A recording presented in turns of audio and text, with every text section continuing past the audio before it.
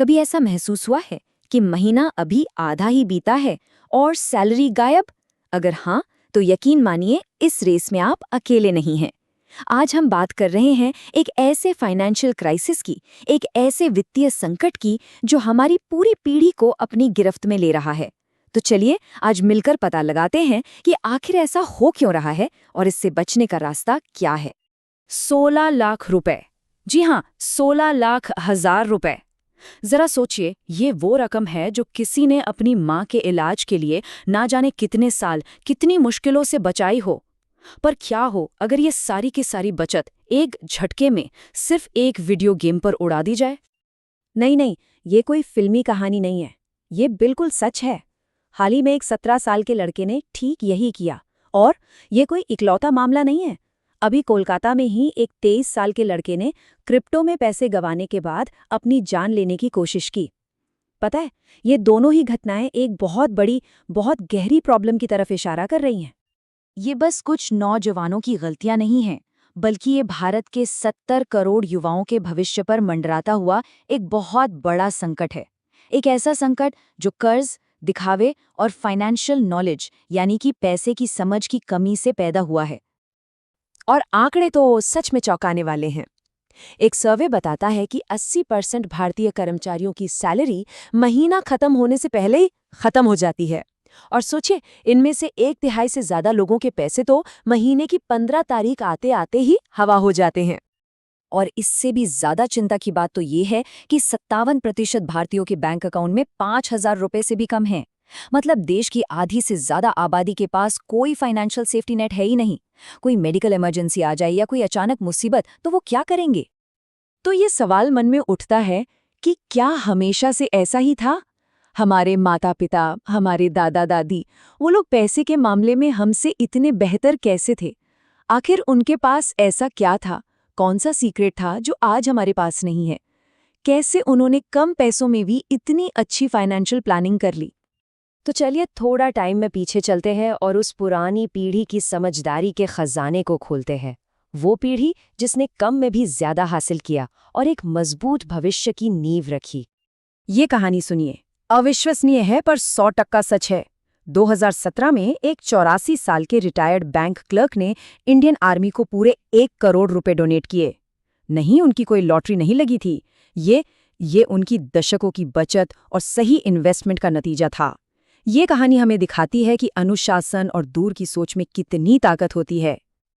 और अब देखिए, सब्र का जादू। 1968 में एमआरएफ का एक शेयर सिर्फ 17 रुपए का था, सिर्फ 17 रुपए। और आज उसी एक शेयर की कीमत लगभग 1 लाख रुपए है। यही तो है लॉन्ग टर्म इन्वेस्टिंग की ताकत, एक ऐसी आदत जो हमारी पुरानी पीढ़ी की पहचान हुआ करती थी। तो फिर बदलाव आया कहाँ? जवाब है सोच में, मानसिकता में। देखिए, पहले बचत पहली प्राथमिकता होती थी। लोग अपनी जरूरतों पर फोकस करते थे, चाहतों पर नहीं। और जॉइंट फैमिली एक तरह से फाइनेंशियल सिक्योरिटी देती थी। और आज खर्च करने का कल्चर है, फोकस चाहतों पर है। और न्यूक्लियर फैमिली में खर्चे पहले से कहीं ज्यादा हैं। तो सवाल यही उठता है कि जब आज हमारे पास मौके ज्यादा हैं, कमाने के तरीके ज्यादा हैं, तो फिर आज की युवा पीढ़ी फाइनेंशियली स्ट्रगल क्यों कर रही है? आखिर हम गलती कर कहाँ रहे हैं? इसका एक बहुत बड़ा कारण है फोमो, मतलब फियर ऑफ मिसिंग आउट। ये वो डर है कि कहीं हम दूसरों से पीछे ना रह जाएं। सोशल मीडिया पर हम दूसरों के चमचमाती लाइफस्टाइल देखते हैं और फिर हम पर एक अनकहा प्रेशर बन जाता है कि हम भी वैसी ही जिंदगी जिएं, फिर चाहे हमारी जेब में पैसे हों या ना हो। और ये फोमो सिर्फ एक फीलिंग नहीं है, ये असल में हमारे बैंक अकाउंट्स को खाली कर रहा है। आज की पीढ़ी नए नए गैजेट्स, महंगी ट्रिप्स और फैशन पर आंख बंद करके पैसा खर्च कर रही है। क्या आप जानते हैं कि इंडिया में 70% आईफोन्स ईएमआई पर खरीदे जाते हैं? और आज के समय में डायमंड ज्वेलरी के सबसे बड़े खरीदार भी युवा ही हैं। और यहीं से हम एक बहुत खतरनाक जाल में फंस जाते हैं, कर्ज के जाल में। बाय नाउ पे लेटर और क्रेडिट कार्ड्स सुनने में कितने आसान लगते हैं, है ना? पर इनका ब्याज बहुत ज्यादा होता है। फिर होता क्या है, लोग एक कर्ज चुकाने के लिए दूसरा कर्ज लेते हैं और इस जाल में और गहरे धंसते चले जाते हैं। आज 3800 करोड़ रुपए के क्रेडिट कार्ड लोन एनपीए हो चुके हैं। मतलब बैंक भी मान चुके हैं कि ये पैसा शायद ही कभी वापस आएगा। तो शायद समस्या की असली जड़ यहाँ है। सेबी की एक रिपोर्ट कहती है कि भारत में सिर्फ 27% लोग ही फाइनेंशियली लिटरेट हैं। इसका सीधा सा मतलब ये है कि ज्यादातर लोगों को ये पता ही नहीं है कि पैसे को मैनेज कैसे करना है। लेकिन अच्छी खबर ये है कि इस सिचुएशन को बदला जा सकता है। अब हम बात करेंगे 5 ऐसे सिंपल लेकिन बहुत पावरफुल नियमों की जो आपको अपनी फाइनेंशियल लाइफ का कंट्रोल वापस लेने में मदद करेंगे। पहला नियम, अपने माहौल को कंट्रोल करें। मतलब सोशल मीडिया का इस्तेमाल थोड़ा कम करें ताकि दूसरों की लाइफस्टाइल का असर कम हो। डिजिटल पेमेंट की जगह कैश यूज करें। जब हाथ से नोट जाता है ना, तो खर्च का एहसास ज्यादा होता है। और ये देखिए, दुनिया के सबसे बड़े इन्वेस्टर वॉरेन बफेट आज भी एक सिंपल सा फ्लिप फोन इस्तेमाल करते हैं। सादगी की इससे बड़ी मिसाल और क्या होगी। दूसरा नियम जुड़ा है सब्र से। वॉरेन बफेट ने एक कमाल की बात कही थी, कोई भी धीरे धीरे अमीर नहीं बनना चाहता, सबको बस जल्दी अमीर बनना है। और इसी जल्दी के चक्कर में लोग शॉर्टकट अपनाते हैं और अपना पैसा डुबा देते हैं। तो रूल सिंपल है, सब्र रखिए और लॉन्ग टर्म के लिए इन्वेस्ट कीजिए, भले ही शुरुआत छोटी क्यों न हो। नियम नंबर 3, एक बैलेंस्ड लाइफस्टाइल जिएं। अपना पैसा उन चीजों पर खर्च करें जो एसेट्स हैं, यानी जो समय के साथ आपकी जेब में पैसा वापस डालें, जैसे कोई छोटा सा इन्वेस्टमेंट। और उन चीजों से बचें जो लायबिलिटीज हैं, यानी जो आपकी जेब से सिर्फ पैसा निकालती हैं, जैसे एक महंगी गाड़ी जिसकी कीमत हर साल कम होती जाती है।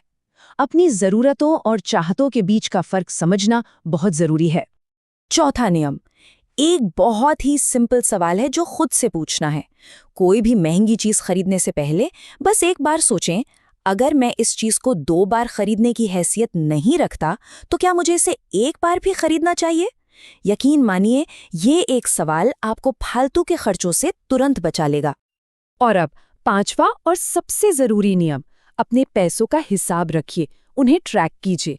रिच डैड पुअर डैड किताब से इंस्पायर्ड एक सिंपल सा तरीका है। एक नोटबुक में या फोन में ही 4 कॉलम बना लीजिए, इनकम, खर्चे, एसेट्स और लायबिलिटीज। बस हर महीने इसे भरिए। यह आपको शीशे की तरह साफ साफ दिखा देगा कि आपका पैसा आखिर जा कहाँ रहा है। तो आखिर में बस एक सवाल, आपकी गुल्लक में क्या है? और ये सवाल सिर्फ बचपन वाले मिट्टी के पिगी बैंक का नहीं है, ये सवाल है आपकी बचत का, आपके इन्वेस्टमेंट का, आपकी फाइनेंशियल हेल्थ का।